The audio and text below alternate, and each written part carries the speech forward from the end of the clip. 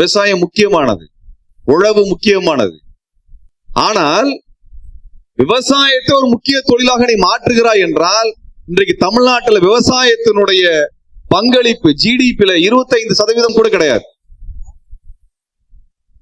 1950 உடனே எடுத்து பேசுறான். அண்ணா, அறிஞர் அண்ணா அன்னைக்கு பேசினார் விவசாயத்தை குறித்து, எல்லாரும் விவசாயத்துக்கு வாருங்கள் என்று அறிஞர் அண்ணா பேசினார்னு எழுதுறான். அன்றைக்கு புதிய அணைகள் கட்டப்பட்டன, புதிய விவசாய நிலப்பரப்புகள் திறக்கப்பட்டன, அன்றைக்கு தொழிற்சாலைகள் உருவாகி கொண்டிருந்தன ஒழிய வளர்ந்த நிலையில் இல்லை. அன்றைக்கு கல்வி ஆரம்ப கட்ட நிலையில் இருந்தது, தொழிற்கல்வி அனைவருக்கும் கிடைக்கவில்லை. அந்த காலகட்டத்தில் விவசாயம் என்பது 55% தமிழ்நாட்டினுடைய ஜிடிபியில இருந்துச்சு. அன்னைக்கு 50-55% இருந்து இன்றைக்கு 20%, 25% மாறி இருக்குதுன்னா, இன்றைக்கு தொழில்துறையிலே முன்னேறி இருக்கின்றோம்.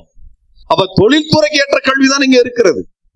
இப்ப தொழில்துறைக்கு எது தேவையோ அதை வாசியுங்கள், அதை கல்வியாக கற்றுக்கொள்ளுங்கள், அந்த இடத்துக்கு போங்கன்னா பேசுவதுதான் வளர்ச்சி நிலைய ஒழிய விவசாயம் மட்டுமே அனைத்தையும் நீ படிச்சுட்டு வந்தவனை திரும்ப விவசாயத்துறைக்கு நகர்த்துற.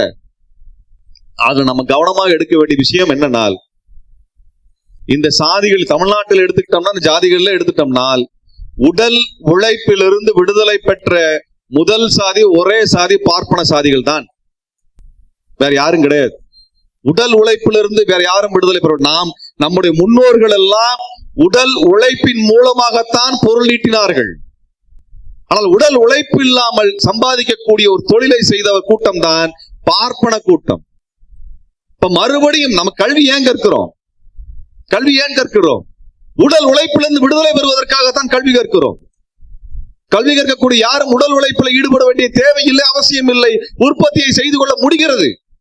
அப்படிப்பட்டவனை மறுபடியும் உடல் உழைப்புக்குள் தள்ளுகின்ற வேலை செய்கிறான், திரும்ப செய்யறான். இப்ப வீட்டுல பெண்களுக்கு மிக்சி கொடுக்கறாங்க, கிரைண்டர் கொடுக்கறாங்க. ஏன் அது ரொம்ப முக்கியம்? அவர் உடல் உழைப்பிலிருந்து விடுதலை செய்ய வைக்குது.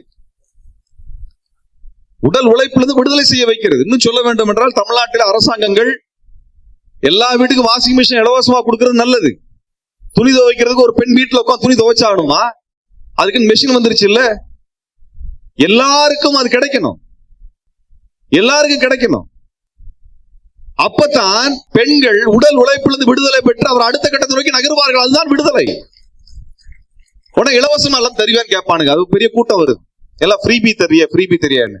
ஏன் ஃப்ரீபி தர்றான்? நாட்டினுடைய பொருளாதார உற்பத்தியை வளர்த்தணும்னா இது போன்ற தேவையில்லாத உடல் உழைப்புல இருக்கக்கூடிய இடத்துல இருந்து மக்களை விடுதலை செய்தால்தான் அவன் பொருளாதாரத்துல பங்களிப்பு செய்வான். அதானிக்கு அம்பானிக்கு கொடுக்கறிய அந்த ஃப்ரீபி, அதை எவன் கேட்கறது? வங்கியிலிருந்து பணம் கொடுக்கறிய, அதானிக்கு அம்பானிக்கு வராக்கடன் என்று 13 லட்சம் கோடி வச்சிருக்கிறிய, அதை பத்தி பத்திரிகையில் எழுது. ஆனால் ஏழை எளிய மக்கள் அவனோட உடல் உழைப்பில் இருந்து அவன் விடுபடுவதற்கு கொடுக்கக்கூடிய இந்த உபகரணங்கள், இவற்றை இலவசங்கள் என்று சொல்லி ஒருவன் கொச்சைப்படுத்தினால் அவன் சமூக மக்களுக்கு எதிரானவன் என்பதை புரிந்து கொள்ள. அதைத்தான் பேசிட்டு இருக்க அந்த கும்பல், ஒட்டுமொத்தமா கும்பல தான் பேசுது. எல்லாம் இலவசம் கொடுக்காது. ஆக தோழர்களே, அறிவியலுக்கு ஒப்பாத ஒரு கூட்டமாக இந்த கூட்டம் வந்திருக்கிறது. தந்தை பெரியார் எல்லாம் தெளிவா பேசியிருக்கிறார். அதுல இறுதியாக ஒன்று சொல்ல விரும்புறேன். என்னன்னா, தந்தை பெரியார் பேசிய காலகட்டம் என்ன, இதை நான் சொல்லிவிட்டு முடிக்க வேண்டும் நினைக்கின்றேன். இன்றைக்கு நீங்க இந்த கூட்டத்தில் இருக்கக்கூடிய 100% தோழர்களும் படித்தவர்கள், எழுத படிக்க தெரிந்தவர்கள். உங்களை போன்ற ஒரு படித்து தெளிவடைந்த கூட்டத்திடம் தந்தை பெரியார் பேசியதில்லை.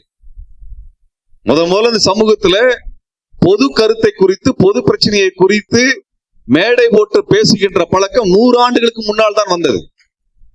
அன்றைக்கு தந்தை பெரியார் பேசுகிறார். அன்றைக்கு மேடை போட்டு கூட்டம் போட்டு பேசினவன் எல்லாம் கதா காலட்சேபம் பேசினான், கடவுளின் பெருமையை பேசினான், மக்களின் பிரச்சனையை பற்றி பேசிய காலகட்டம் தான் தந்தை பெரியாரினுடைய ஆரம்ப காலகட்டங்கள். அந்த காலகட்டத்தில் அந்த மனுஷன் பேசுறார். அவர் யாரிடம் பேசினார்? 100% எழுத படிக்க தெரியாத ஏழை மக்களிடத்தில் பேசினார். அவனுக்கு எழுத படிக்கவே தெரியாது. அவனுக்கு எத்தனை வார்த்தை தெரிந்து விடும், எத்தனை வார்த்தை தெரியும். எழுத படிக்க தெரிஞ்சவங்க, எழுத படிப்பது என்றால் என்ன அர்த்தம்? எத்தனை வேர்ட்ஸ் உங்களுக்கு தெரியுது, எத்தனை வார்த்தைகள் தெரியுது, உங்க வொக்காபுலரி என்ன, அதுதானே கத்துக் கொடுக்குது நம்ம கல்வியில. எத்தனை வார்த்தைகள் நாம் கத்திருக்கிறோம், படிக்காதவருக்கு அது கிடைக்காது. அப்ப அவனுக்கு எவ்வளவு வார்த்தைகள் தெரியுமோ அந்த வார்த்தைகளுக்குள்ளாகத்தான் அவனிடத்துல பகுத்தறிவை கொண்டு போய் சேர்க்க வேண்டும். அதுல என்ன விஷயத்தை பேசுகிறோமோ அதற்கேற்ப பேச வேண்டும். ஒருவன் பக்தியை பற்றி பேசுகிறான் என்றால் அவன் நம்பிக்கையை பற்றி, அவனோட நம்பிக்கையை நான் சொல்றதுனா நம்புங்கிற இடத்துல தான் ஒருத்தன் பக்தியை பற்றி பேசுவான். ஒரு மருத்துவர் பேசுறான் உன் உடல் நலத்தை பற்றி அக்கறை எடுத்துக்கொள்ளுங்கிற கவலையை வைத்து பேசுவான். ஆனால் சுயமரியாதையை பற்றி பேசுகின்றவன் உனக்கே அறியாமல் நீ வைத்திருக்கக்கூடிய இழிவை உன்னிடத்துல சுட்டி காட்ட வேண்டும் என்றால் உன்னிடத்துல ஒரு எழுச்சியை கொண்டு வர வேண்டும் என்று தூண்டி விடுவார்கள். அந்த தூண்டுதல் பேச்சு தான் தந்தை பெரியாரின் பேச்சு. தூண்டுதல் வேணும். தூண்டி விடாம வெறும் மத பிரசங்கம் மாதிரி பேச முடியாது. இன்னைக்கு நம்ம பேசலாம், இன்னைக்கு நம்ம பேசல. இன்னைக்கு நாங்க பேசுற எல்லா பேச்சும் உங்களுக்கு தெரியாதா?